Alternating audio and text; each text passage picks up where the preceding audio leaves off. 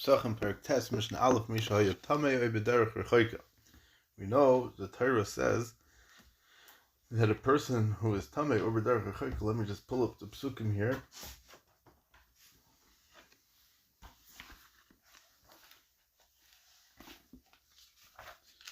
Hold on a second.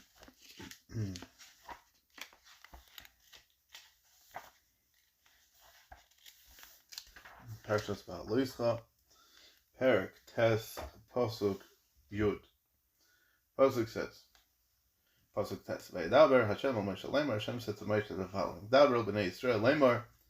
Say to Klal Yisrael the following: Ish ki yeh tamei lenefesh. Any man who will be tamei to a human corpse. The korban Pesach, the Pesach Sheni, is brought by one who is tamei with any kind of tumah, not just tumas meis. The pasuk mentions tumas meis because this halacha was taught in response to people who were tamei b'tumas meis when Klal Yisrael made the first korban Pesach in the Midbar, as the psukim said earlier in Perek Zayin, in Pasuk Zayin, Vayomru ha'anoshim mahema elov, and these people said to him, Anachnu tmein lenefesh odam.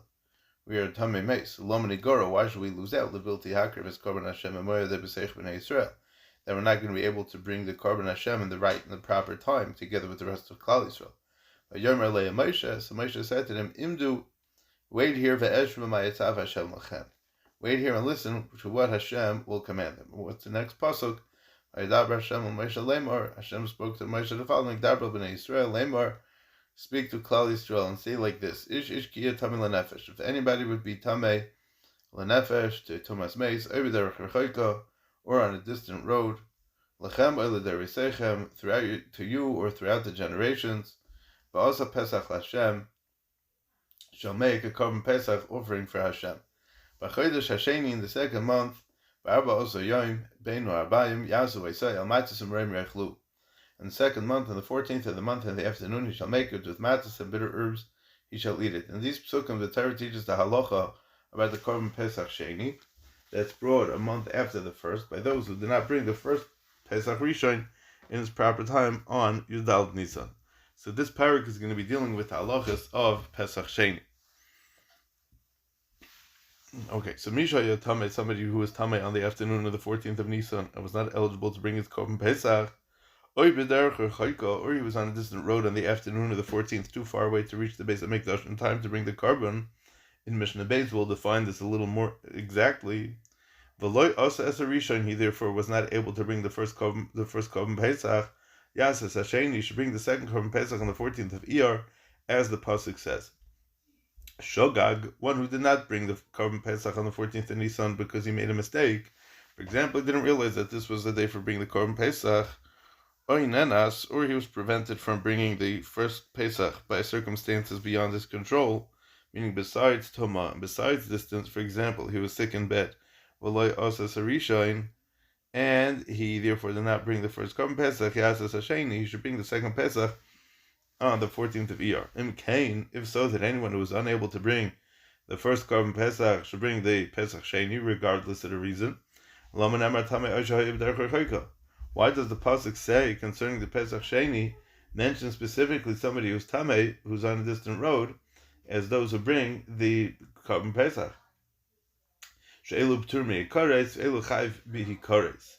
It does so to teach that the person who's tamei b'derech rechoika, are also pater from the punishment of kares, even if they intentionally do not bring the Pesach Sheni. They were able to bring the Pesach Sheni, but they chose not to. Ve'elu chayav mikares. Whereas those who did not bring the first Pesach, either by mistake or because of circumstances beyond their control, they are subject to the punishment of kares if they intentionally do not bring Pesach Sheni. As we learned, the punishment for not bringing the korban Pesach is kares. The punishment is given for not bringing the first Pesach, as it says in regard to the first Pesach, but the man who was tahor and who was not on the road, and he refrained from making a korban Pesach, that soul shall be cut off from its people. This pasuk also makes it clear that the kares penalty was not said for someone who was tamei or on a distant road. In other words, the Torah exempts these people from kares. Therefore, although the tamei and the distant traveler are also commanded to bring a second korban Pesach, they are not subject to kares if they do not, since the pasuk excludes them from kares. However, those who could not bring the first Pesach for other reasons are not parted from the punishment.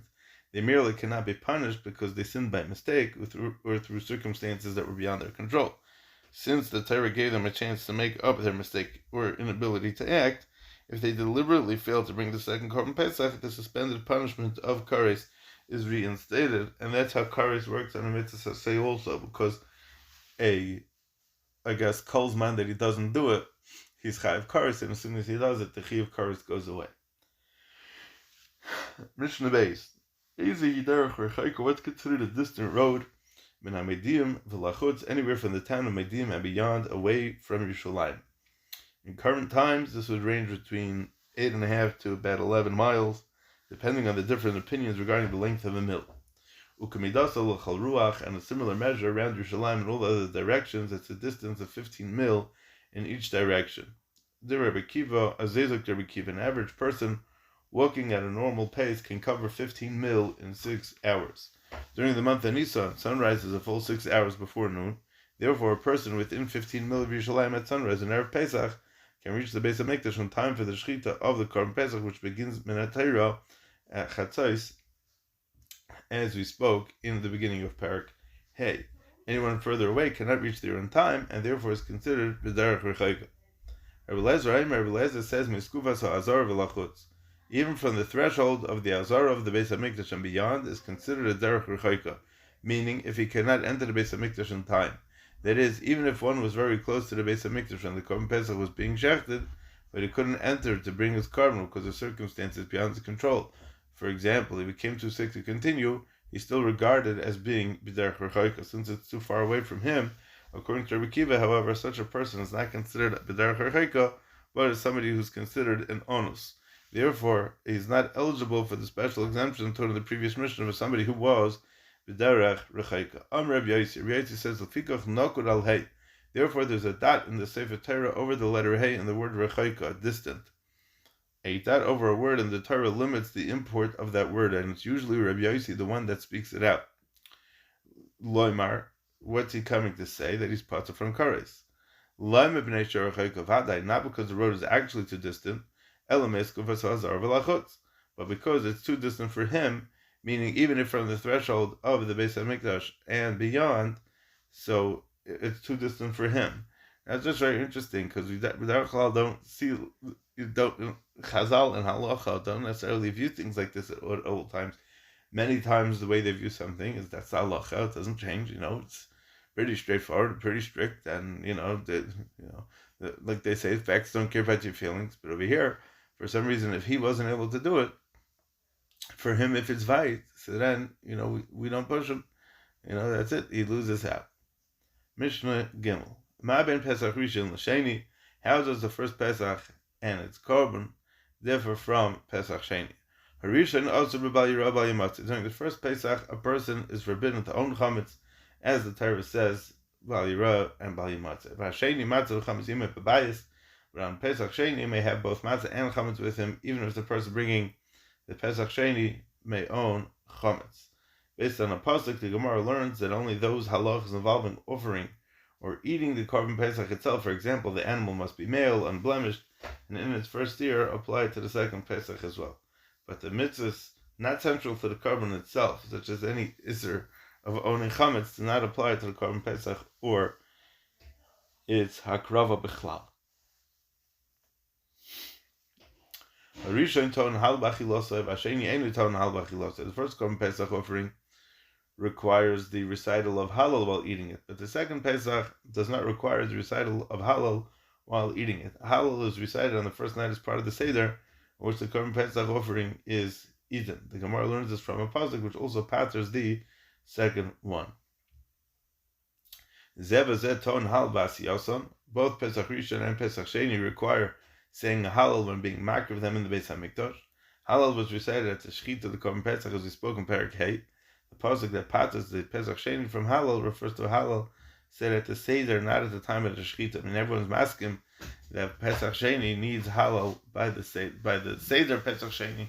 When you say Hallel, then that's when you're pater, but not by the Etzem Shechita. Nachal and Sli, they're both eating roasted mal matzah and merim together with matzah and maror, as we state in Torah, v'doichenes haShabbos, and all the avodas of both karbanos override Shabbos. If the 14th of Nisan or the 14th of Iyar falls out on Shabbos, The Karbanos Pesach are brought either way. As we explained in the beginning of Mishnah, in the beginning of Parak Vav, the word B'mayadai teaches that the first Pesach offering is brought even on Shabbos. The same word appears in the halachas of Pesach Sheni.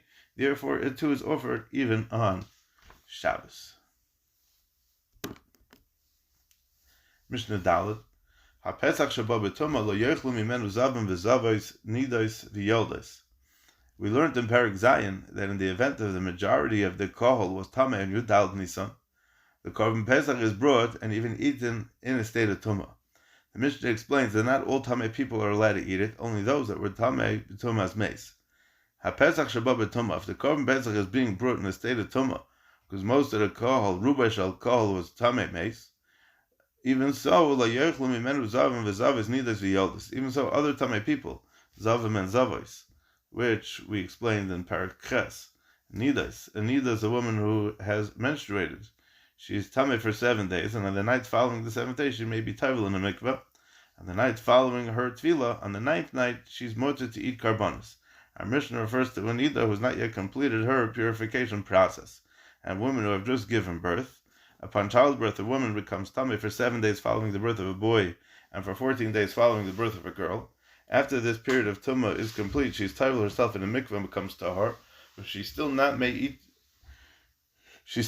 eat any karbanos until she brings a set of karbanos that the Torah requires for a woman who has given birth. If she gave birth to a boy, she brings this offering for 41 days after she gives birth, and if she gave birth to a girl, she has 81 days after giving birth to bring this karban. The Mishnah here refers to a woman who has not yet brought her karbanos. So they may not eat from the Korban Pesach, since the tumah is not from contact with the mace. They therefore are not entitled to this kula of being makriv and eating the Korban Pesach haba b'tumah, even when ruba shel kol is tameh tumas mace. The pasuk in which this law is speaking about says explicitly regards to this type of tumah. But if they did eat it, they're not chayiv kares. Ordinarily, if a person who's tameh eats from a korban, he's chayiv kares, as I state in pasuk. However, in the Mishnah's case, their pasuk because kares applies only to a tameh person who eats a korban that's supposed to be eaten by somebody that's tahar, as the Gemara learns out from a pasuk. Therefore, when the Korban Pesach is brought b'tumah, even those tamei people who are also to eat from it are patur and kares if they do so. Rabbi Lezer pater afal bias mikdash. Rabbi Lezer even exempts them from kares for entering the Beis Hamikdash b'tumah.